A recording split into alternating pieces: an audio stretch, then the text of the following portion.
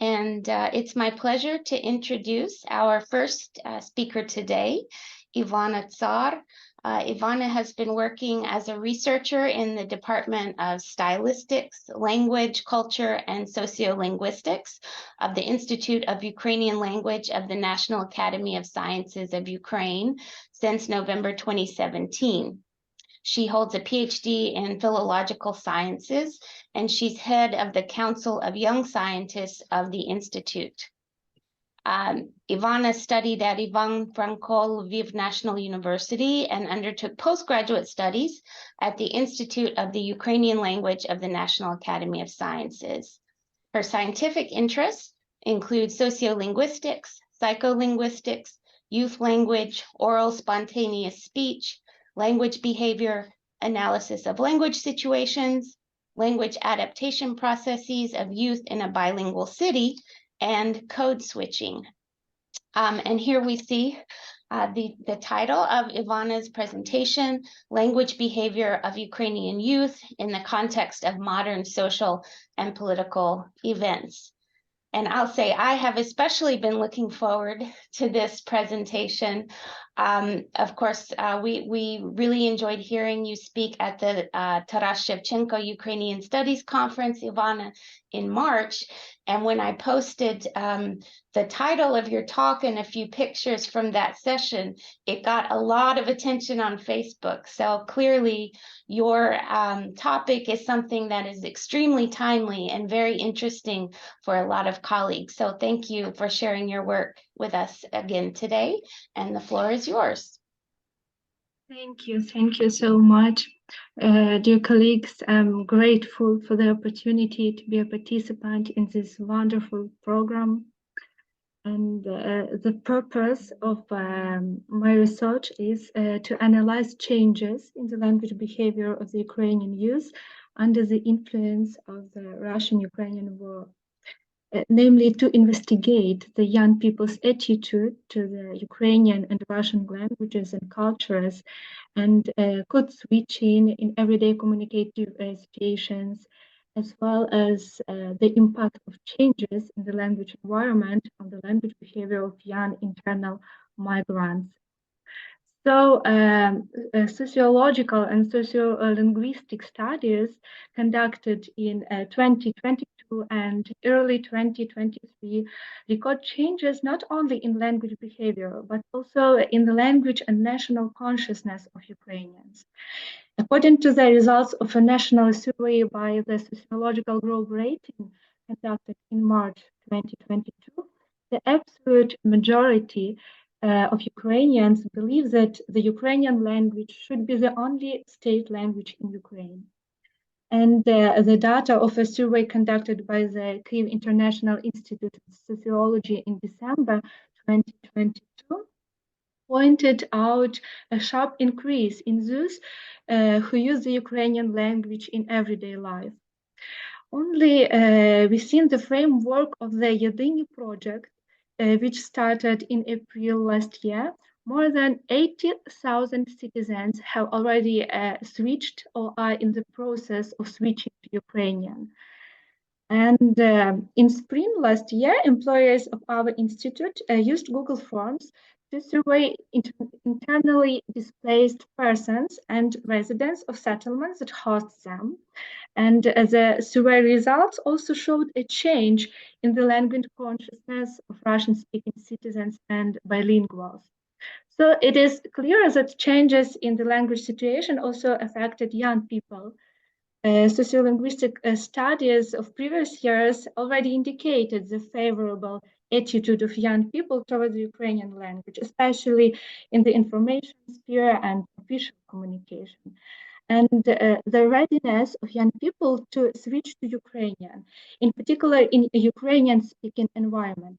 And the full-scale invasion of the Russians seems to have given many young people who previously didn't dare to switch to Ukrainian a reason to do so. And this process must be, of course, investigated. Mass questionnaires are certainly an important method of researching social changes. But it is also important to analyze them through detailed interviews, language biographies, which reflect the entire language life of each informant, and especially the key moments in the change of their language behavior. So for this research, we analyzed more than 100 language biographies, and you can see the description on the screen. And these informants are from different regions of Ukraine, including temporarily occupied regions. And they are currently in Ukraine. And in everyday life, they communicate in Ukrainian, Russian, or both languages, depending on the situation. The interview has been based on 6 main blocks of questions. You can see them on the slide. Childhood, education, service in the army, career, family, friends, free time, attitude towards language policy, history and prospects of the development of the people, language and culture, language and identity. In the language biographies recorded after February 24 last year, the main focus is on questions that highlight the impact of the war on changing young people's language behavior. And please note that this research isn't quantitative and doesn't claim statistical validity, but aims to identify trends in the language behavior of young people, as well as socio-psychological factors of this behavior. Despite the small number of informants and the possible subjectivity of the assessment of the language situation, with the help of the language biography method, it is possible to reveal some details of language behavior or attitudes to languages that are difficult to record using the questionnaire method. Subsequently, these problems can be verified using statistically valid methods. As Franceschini notes, social linguists using the method of language biography don't take single viewpoints as absolute truths, but consider them instead as historically and situationally embedded explanations. While recording the language biographies of young people, we asked the informants to name the first thing they associate the Ukrainian and Russian languages with. So on the slide, you can see the associations with the Russian language: war, aggression, disgust, and there are only a few positive associations related to family, home, friends. They are marked in green here. And these are the answers of some of the Russian-speaking respondents. As you can see, the most of them are negative and connected with some, for example, with space, Russia, Donbass, process, humiliation, distraction, and of course the war, aggressor, occupier. So they are the most frequent: aggressor, war. And on the next slide, associations related to Russians are presented: war, death, zombies, invaders. And notice not Russian language, but Russians. Murders, the disease of the earth, following the sheep, Putin, propaganda, lazy, the swastika. The most positive associations connected with Russians by Russian-speaking informants were neighbors and passport. The language biographies also confirm the young people's negative attitude toward the Russian language. For example, Mykola from Kyiv say, I get annoyed when I hear it, probably not because of the language itself, but because of the people who for some reason continue to make choices in its favor every day. It is unpleasant when people communicating in the language of the aggressor. Now the Russian language is disgusting. The Russian language has become ugly and unpleasant for me. So, with the change in attitudes towards the Ukrainian and Russian languages, language behavior of young people is also changing. And what trends do the language biographies show us? The first of them is strengthening the language stability, or sometimes a sociolinguist say language tenacity of Ukrainian speakers and bilinguals. Especially the informants who never switched to Russian began to react more acutely to the language issue. And the examples have been recorded that informants who had never switched to Russian before began to make remarks to service personnel if they address them in Russian. Before the full-scale invasion, these informants, in their words, had not dared to make such remarks. Also, they were annoyed by the violation of language laws. For example, it's from Ivan from Kyiv. We traveled from Poland by bus. It was just between New Year and Christmas. The driver had been listening to a Russian chanson out loud. I asked to turn it off because there still was the war in the country. Better turn on carols. And everyone supported me. And before that, they were silent and had been listening to the song the whole way. While abroad, Ukrainians who used to communicate only in Ukrainian but could switch to Russian in conversation with foreigners who know this language began to refuse services in Russian more often, choosing English instead. Of course, here we are not talking about significant number of Russian-speaking refugees, but about those who communicate in Ukrainian and stay in Ukrainian now. And they went abroad in the first months of the war, but then came back. Here is such examples. The most noticeable, of course, is the tendency of switching to Ukrainian for those who used to communicate in Russian or could use both languages. This is confirmed by numerous sociological surveys. However, language biographies help to clarify the motives of such switching.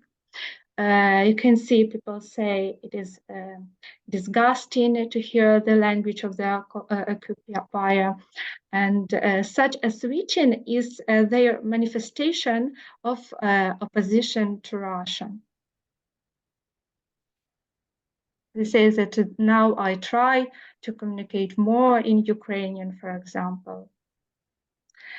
Next trend is beginning to care more about the purity of their language. Some informants try to get rid of Russian words and surjik, and not only informants from regions where surjik is widespread are beginning to care more about the purity of their speech.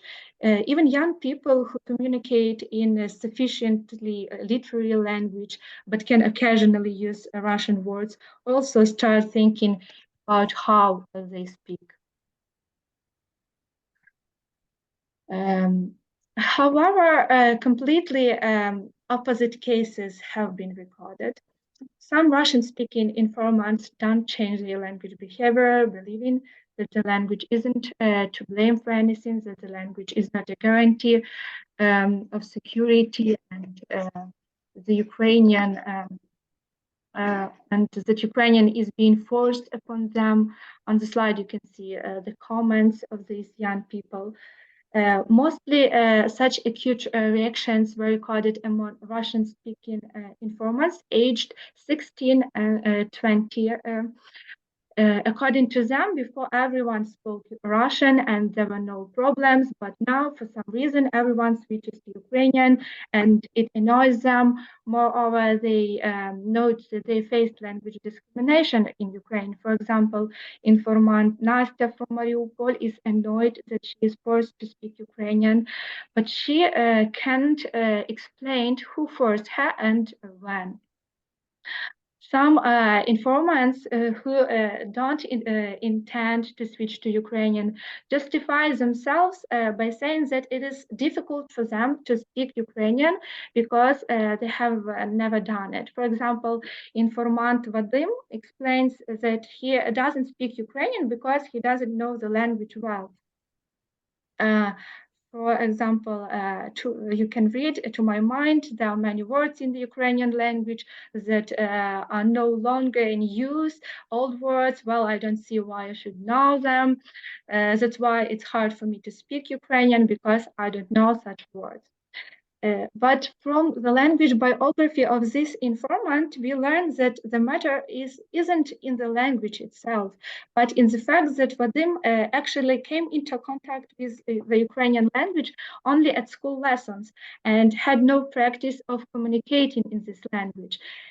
He finds it annoying that he has to learn Ukrainian to pass the NMT, National Multidisciplinary Test. And in addition, Vadim feels social tension regarding everything Russian.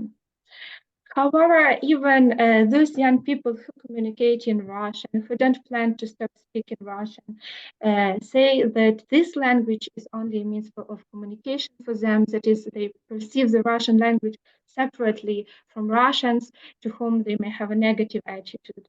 But even they want their children to speak Ukrainian. Here you can see the example of Yuri from Vinnytsia. Little by little, those who are growing up today, they speak with their children, even my friends who communicate Russian speaking like me, but they communicate with their children in Ukrainian because children come to their Russian speaking families from kindergarten, they speak Ukrainian there and begin to speak Ukrainian at home too, and you are already forced to communicate with the children in Ukrainian. And what is interesting that under the influence of younger family members, middle-aged and elderly people sometimes try to change their language behavior as well, although it is difficult for many of them because unlike their children, they didn't study Ukrainian at school. And according to our observation, the trend of refusing to consume information from Russian language resources is especially noticeable among young people. Many Russian-speaking informants used to run their pages in social networks in Russian, but now they have started running them in Ukrainian or writing comments in Ukrainian. Even if the informants don't switch to Ukrainian in real life, they often indicate that they have their social media pages in Ukrainian to demonstrate their pro-Ukrainian position. The fact that plays an important role here is that under the influence of the war, a significant number of popular bloggers have switched to the Ukrainian language or at least started to run their pages in Ukrainian. These influencers and celebrities often have an audience of over 1 million. You can see here on the slide how many followers they have. And our respondents said they started following some bloggers, for example, Liza Glinska, Alexei Durnev, Dorofeeva, precisely after they switched to Ukrainian or in the comments encouraged them to switch to Ukrainian.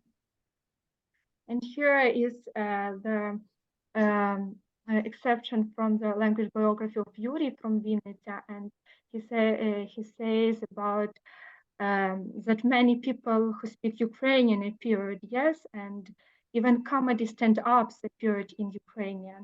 And where do young people get their narratives? Where do they get their role models? It's in their idols.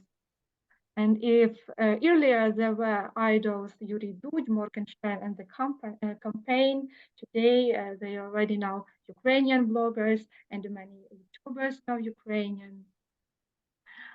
And young people also indicate that they began to listen the songs in Ukrainian more because many Ukrainian-speaking performers appeared, and music plays an important role in the life of young people, and such changes also gradually begin to affect the speech behavior of speakers. For example, Victoria from Kharkiv said that she began to think more in Ukrainian because she started listening to Ukrainian language tracks.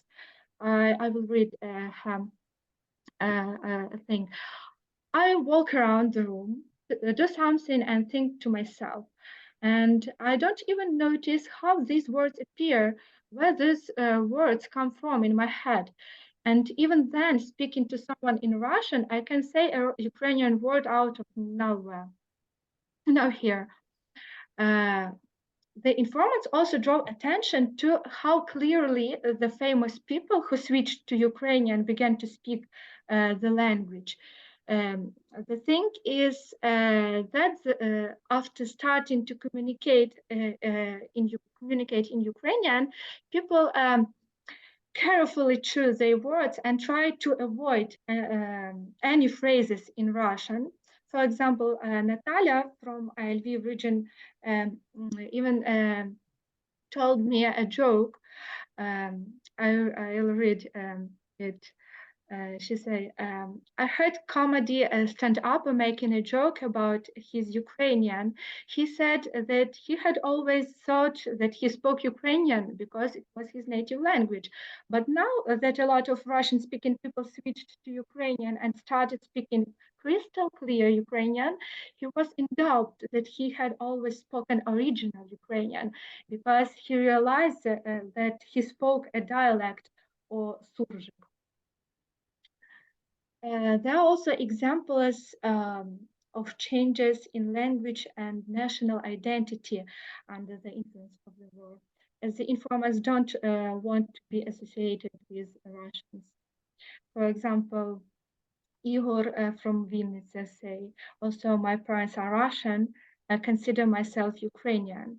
Well, because I grew up here, I like Ukraine, and I don't want especially enough to be associated with Moscovites. Such awareness has come to me, such association is unpleasant. The cases are documented when Russian speaking, also they don't change their national identity, say they are Ukrainians, for example, while being abroad with the same aim. There are different motives for switching to Ukrainian among young people who changed their language behavior before and after the Revolution of Dignity.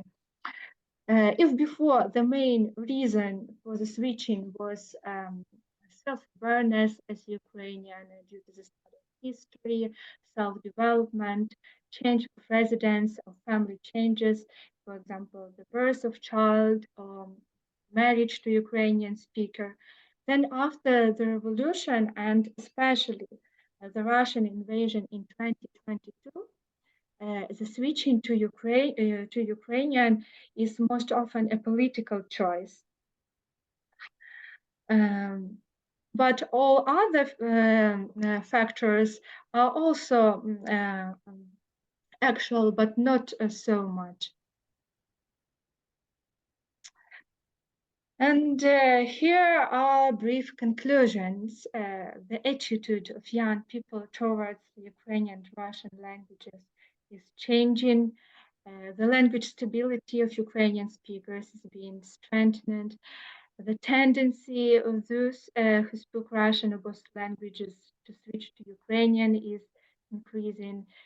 A clear connection between a language and national self-identification is outlined. To be called a Ukrainian, it becomes important to know Ukrainian and communicate in it. If before the events of 2014, the Ukrainian language was for many young people a symbol of the state, they admired and respected it, but they didn't always try to communicate with it. Then after these events, it was perceived in an extremely acute way as a marker of national identity and a guarantor of national security. And since February 24, last year, we have seen an even greater surge in this perception caused primarily by the desire of young people to distance themselves from everything Russian. And the change in attitude towards the Ukrainian and Russian languages in turn led to changes in the everyday language behavior of both Ukrainian and Russian-speaking people and affected their language stability. After the beginning of the Russian-Ukrainian war in 2014, there was also a surge in switching to Ukrainian, and interest in Ukrainian increased. But this impulse gradually weakened over time. Also, the prestige of the Ukrainian language was constantly growing.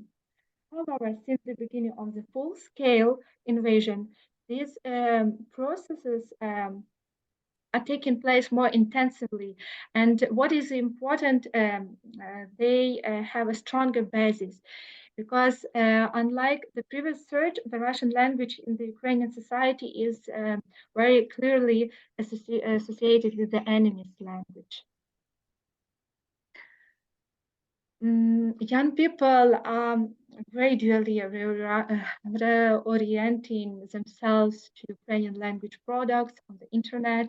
There are more Ukrainian language channels and social networks, and the number of Ukrainian language bloggers and celebrities popular among young people is increasing.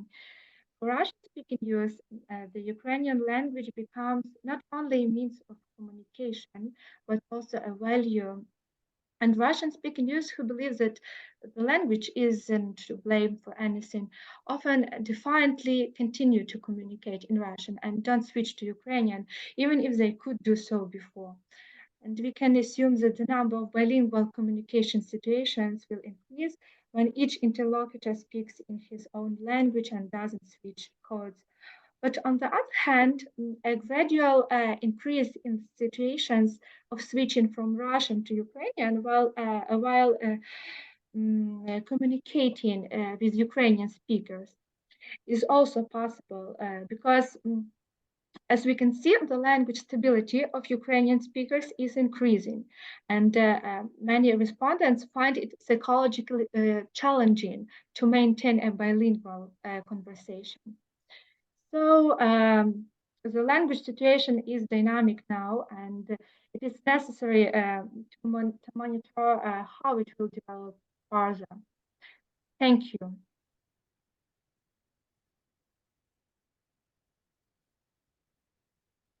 Thank you so much, Ivanna, for this really thought-provoking presentation.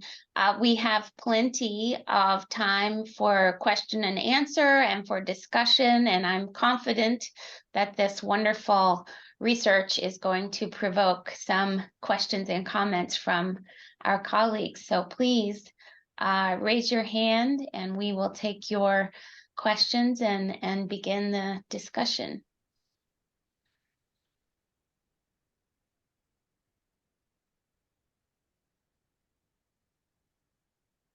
Yes, Pani Maria, please. Dear Ivanna, thank you very much for results of your research, of your survey. I have a few questions. My questions, the first question is, for these young people to whom who were you interviewing, they are from different regions of Ukraine. They are Russian-speaking, it is obvious, but they represent different regions of Ukraine? Yes. Or, yes, from cities, towns, or villages? From Do you have this specific? from cities. From cities. Cities. Because it looks like this tension, language tensions, each is much more, how to say,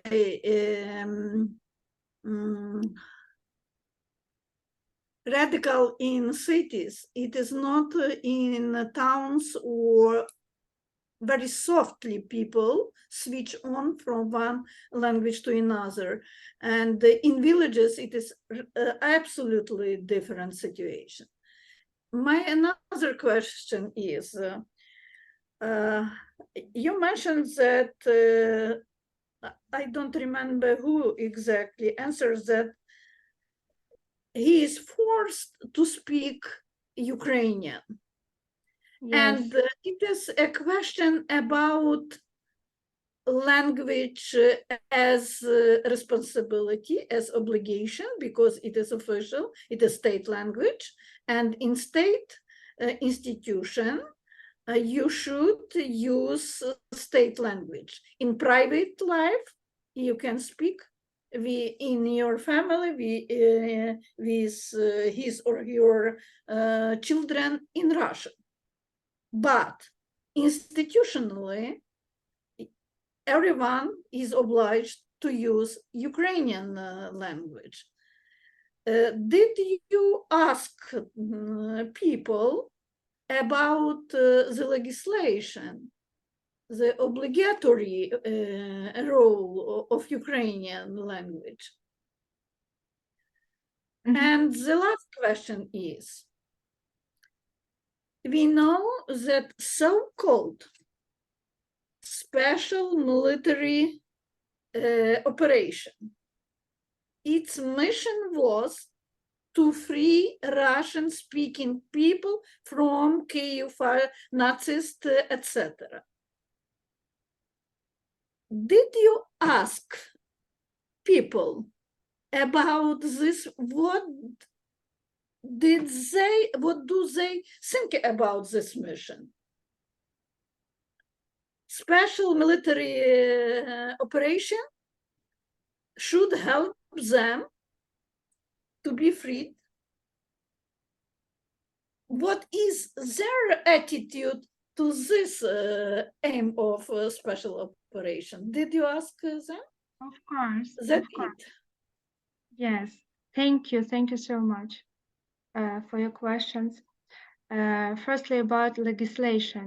Of course, we asked them about the law, the educational law, the language of the latest law, language law. It is law about functioning of Ukrainian language Yes. as state language. Yes, and you know they are not against it. They say that Ukrainian language must be there, and it's not a problem. But sometimes they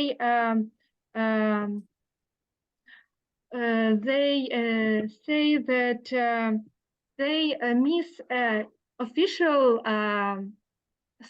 sphere and the private sphere, and they think that in the restaurants they must speak in Russian, for example. So it isn't clear for some of them, but it is not a lot of them. So only a few of them are so radically against Ukrainian, like Nastya from Mariupol. It was just one example. Most of them are against Russia, as you can see, and the most of them think that Ukrainian language must be the only state language in Ukraine. And it is also my answer on your second question about what they think about the aim of the special operation. Of course, they think that they are Ukrainians, and the Russia is the enemy. And on the slides with associative experiments, you can see the differences in associations with Russian language and with Russia. And there were more negative associations with Russia than Russian language. But I should notice that even such positive association with Russian language as family and home and childhood were not frequent, and sometimes people even said that it's a shame that my family, that my parents is as ethnic Russians. So they just used to speak Russian, and it's difficult for them to stop to change their language behavior. But they try, of course. Thank you, Pani Maria. Thank you, Ivanna. We have a question in the chat from Mikola Homanyuk. He says, Dear Ivanna, what do you think about a future of Surjik? Do we have to recognize it as an organic regional dialect, not a spoiled Ukrainian? It is a provocative question, but personally, I don't think that we have to recognize it as an organic regional dialect, because it's not a dialect. It's a mixture of Russian and Ukrainian, and the pairing of the Surzhyk isn't a natural process. It's because of the language policy of Russia. But what about attitude to Surzhyk? There can be different meanings, and especially now when so many people try to switch to Ukrainian and to speak Ukrainian, and sometimes it isn't easy for them to speak crystal clear Ukrainian. They are afraid of mistakes and reaction of other people. It is we should be tolerant, especially in this period of social period. So Ivanna, if I may, I have a follow-up question on that. You know, you talked a lot about how people are trying really hard to switch to Ukrainian from Russian. What tools, you know, you mentioned listening to music or, you know, listening to Ukrainian language radio, but what other resources are there for people? Are there formal classes? Are there like initiatives that people are taking? Are there apps that can be used? What are these kind of formal resources that are popular right now for Ukrainian language learning? Thank you, thank you. Of course, there are many courses, there are many speaking clubs, but in fact, not so many people really visiting them. And if even they visit them, it's not because they want to learn Ukrainian, but because they want to try. They try to learn spoken language, because they know Ukrainian mostly in passive way. They have they understand, they even can communicate, but it's hard for them to speak confidently. The most important ways for learning Ukrainian, as I understood from their responses from these language biographies, is the YouTube for them, and social media, and language environment. Especially for internal migrants, it is a language environment. But you know, even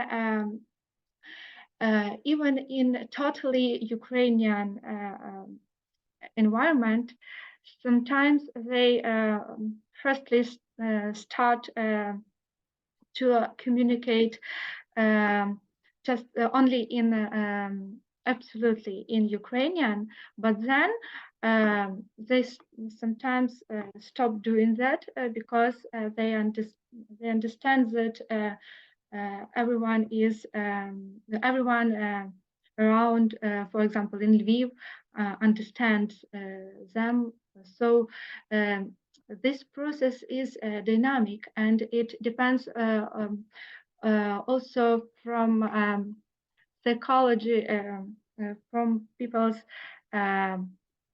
mentally intentions, and there are many other different factors of this situation. Thank you. Other questions for Ivanna? I have a question, if I may. Please. Oh, Natalia has a question in the chat. Oh, okay, okay. Okay, so from Natalia Kudryavtseva, and then you, Svetlana, after this one. Dear Ivana, thank you for your interesting talk. Your database is really impressive. Have you not encountered a single pragmatic motivation for transition into Ukrainian and abandoning Russian either before or after February 24th, 2022? From what you showed us, it is the identification that now motivates, I'm sorry. From what you showed us, it is the identification that motivates the language transition now. So she's asking about a single pragmatic motivation for the transition. Yes, thank you, thank you. Yes, it's a difficult question, but yes, of course, there is a pragmatic motivation. For example, when we have recorded one language biography, when a boy started to work in an IT company where everyone was speaking only in Ukrainian, and it was possible for him to learn Ukrainian, and it was useful for his job. So, but the identification, of course, we noticed that it was the aim, but not for everyone. But we noticed that sometimes they switch to Ukrainian in external space, for example, in shops, in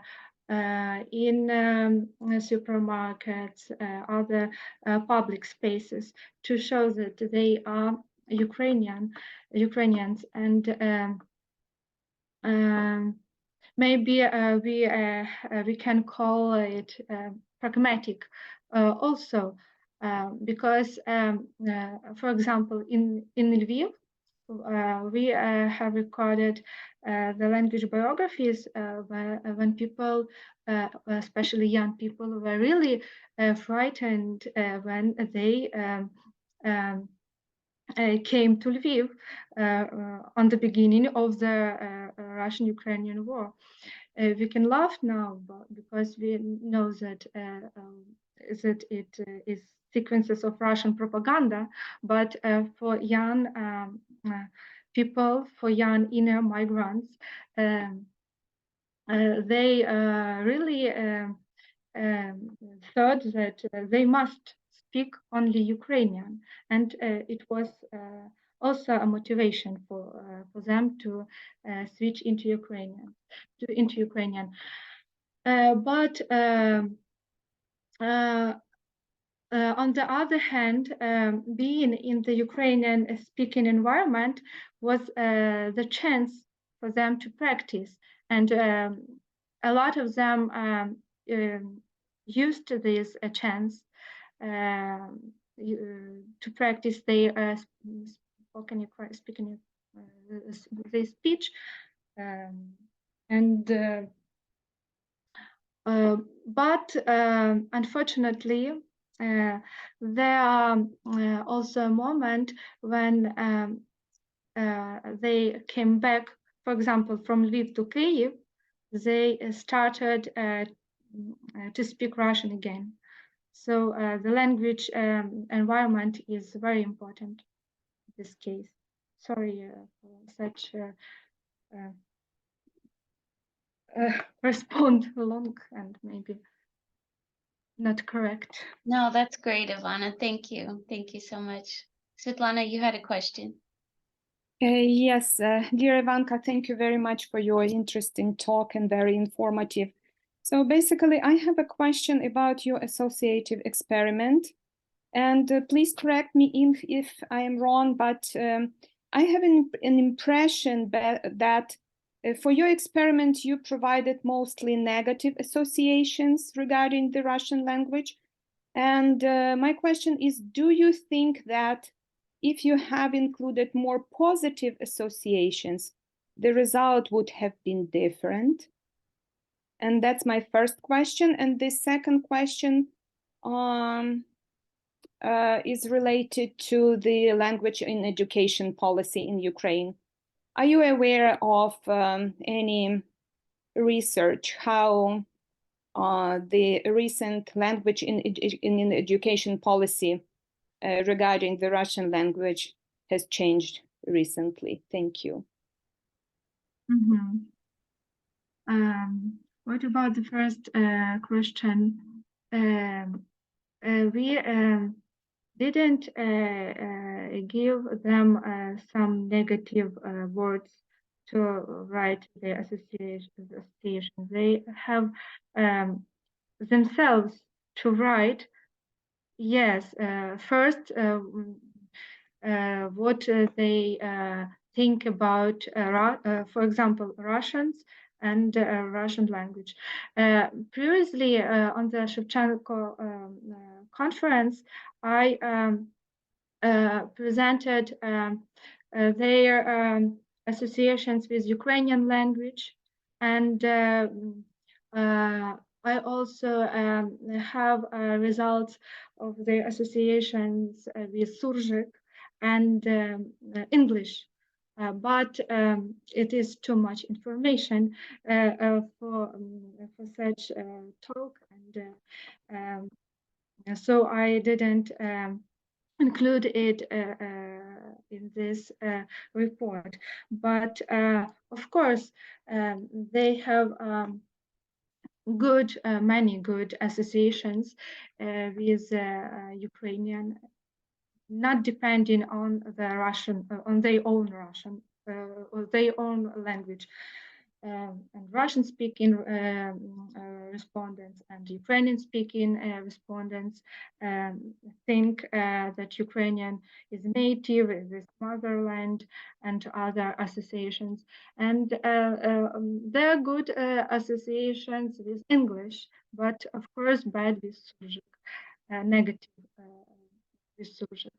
But sometimes they think that Surzhyk is funny. It's the most frequent association. What about educational? About the education and the changes in the language situation in this sphere, there are recent research of Oksana Danilevska in 2019. It is her publication, her book about this situation, and it is also changing. But the main problem at schools is that teachers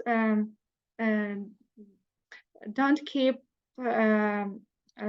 language regime They speak Russians sometimes, but they should speak Ukrainian at school, and they speak Russian not only in the education during the educational process. So even pupils want to speak Ukrainian, especially in the south of Ukraine.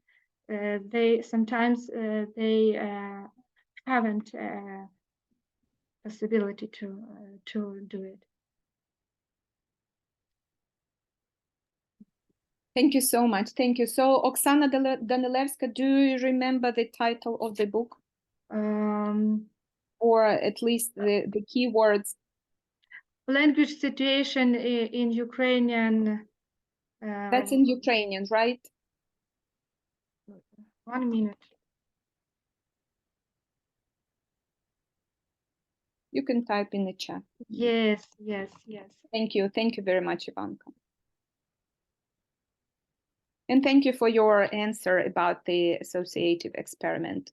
I just missed this information somehow. I apologize. Thank you, Ivanna. Thank you. Any final questions for Ivanna?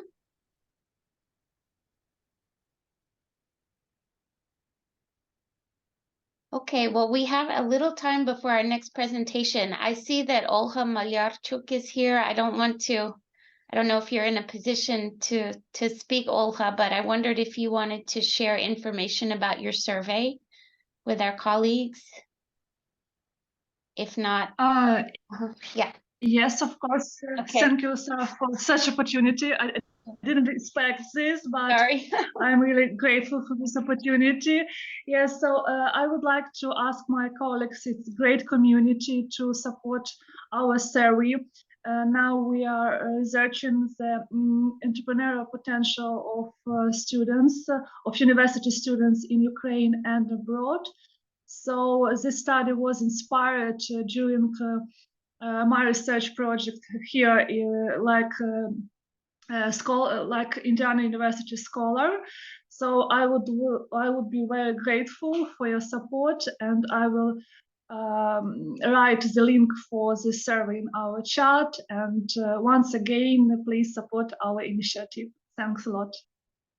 Thank you, Olha. And I'll just add that the survey is in English and Ukrainian.